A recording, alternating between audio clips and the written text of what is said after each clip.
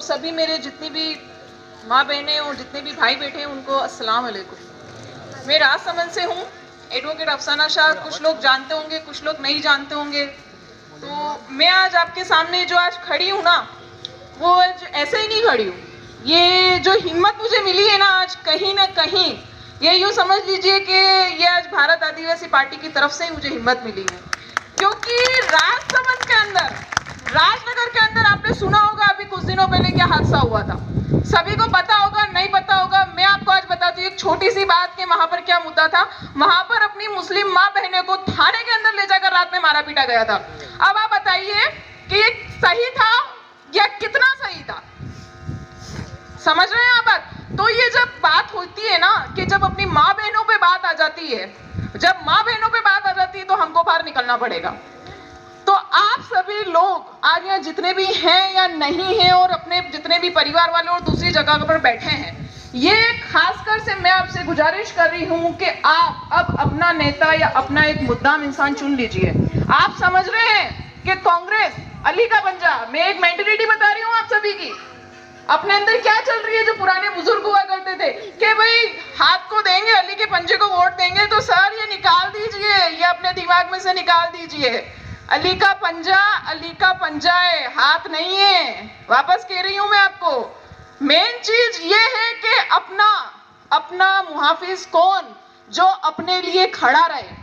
हमारे लिए कौन खड़ा था राजनगर के अंदर? मैं बताती हूँ, राजनगर में जब दूसरी बार दंगा हुआ ना, एक कॉल मैंने किसको किया? थावरचंद जी दरियावत। कौन है? मेरे कोई रिश्तेदार नहीं है, कोई भी रिश्तेदार नहीं है। वो सिर्फ और सिर्फ एक कौम, एक इंसानियत के नाते अपनी कौम के लिए उन्होंने एक आवाज लगाई और वो दंगा वहीं पे थम गया। अब आप बताइए कि जब बात अपने मुसलमानों पे आई है तो यही भारत आदिवासी पार्टी अपने लिए आकर खड़ी हुई है। तो एक वो बोलते हैं ना पॉइजन जहर, BJP fast poison, Congress slow poison, जो आपको धीरे धीरे मारेगा, लेकिन मारेगा जरूर। आज नहीं तो कल आप पिटोगे और कुत्ते की मौत पिटोगे। मैं आपको खुला कह रही हूँ। माँ बहने तक आ चुकी है बात, तो अब आप जाग जाइए, अपना मुद्दा खुद चुन लीजिए। मैं आई हूँ, मुझे ये समझ लीजिए क्या मिल रहा है। मैं एक अधिवक्ता हूँ, आराम से अपना पेशा मेरा वकालत है, मैं करूंगी, खाऊंगी, कमाऊंगी, मस्त रहूंगी। लेकिन मैं आज आप भाइयों के और बहनों के बीच हूं ना, सिर्फ एक वजह के बात अपनों पे आ चुकी है।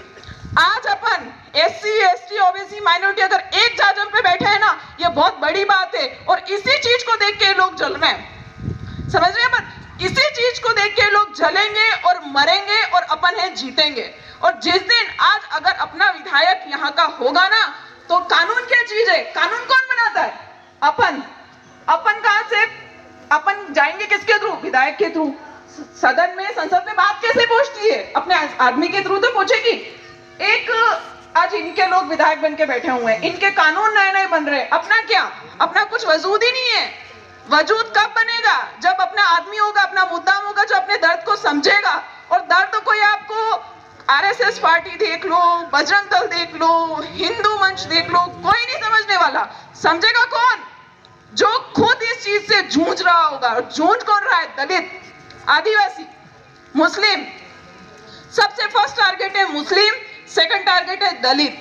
तो ये बारी आने वाली नहीं, आ चुकी है अपनी। और अब आप घरों से बाहर निकलो और आप ये मेंटलिटी दूर कर दो कि सत्ता राजनीति गंदी नहीं है। गंदी जब अपनी हाथ में सत्ता होगी ना, तो ये समझ लो पूरी दुनिया हिल जाएगी। आज मैं आपसे एक बात कहना चाहती हूँ कि यहाँ पर अगर जितेश भाई जीतते हैं ना, तो मैं कहती हूँ कि आपके ऊपर किसी तरह की आंच नहीं आएगी। मैं गारंटी देती हूँ आज आप लोगों को, क्योंकि मुझे इतना विश्वास हुआ है, इसीलिए मैं आज इतनी दूर से राजसमंद से चलकर ही आई हूँ। वरना आप भी जानते हैं, कोई मुस्लिम बहन रात में बाहर निकलती है क्या? नहीं निकलती है। लेकिन मैं निकली हूँ तो बहुत बड़ी बात होगी तभी निकली हूँ, क्योंकि हमने जो है अत्याचार देखा है, जुल्म हमने देखा है। मेरी माँ बहनों के साथ जो जुल्म हुआ है ना, मैंने देखा है कि किस तरीके से उन्हें मारा गया है। अगर आप होते ना अगर सच में, तो आप काट डालते। समझते हो काट डालना? लेकिन वहां के मुस्लिमों को इतना डराया करो। डराया किसने? इन यहाँ के जनता ने नहीं, वहां के खुद के अधिकारियों ने डराया। अधिकारी किसके? किसके अधिकारी? बीजेपी के।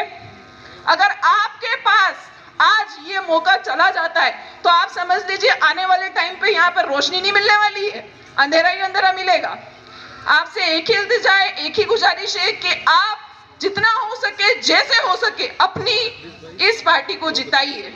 मैं खुद इनसे बहुत ज्यादा सहमत हूँ। क्यों हूँ वो मैंने आपको वजह बताई है। ये जो तिलक तराजू तलवार है ना, इनसे हो जाइए सावधान।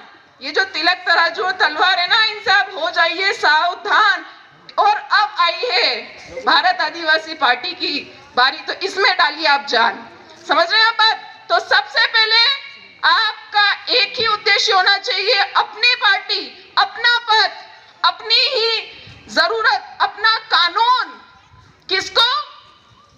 जितेश भाई को। और जितेश भाई किसके? अपने हैं। तो बस इनको आप वोट डालिए, इनको जिताइए और अपना खुद का एक प्लेटफॉर्म बनाइए। और सबसे मेन चीज मैं कहना चाहूंगी अपने वालों को, जो मुस्लिम समाज के लोग यहाँ हैं, वो सबसे ज्यादा शिक्षा पे तवज्जो दें, क्योंकि अपनी एक सबसे बड़ी चीज, सबसे बड़ी कमजोरी यही है कि लोग शिक्षित नहीं है। शिक्षित नहीं होंगे तो आपको कानून का कभी नहीं आएगा।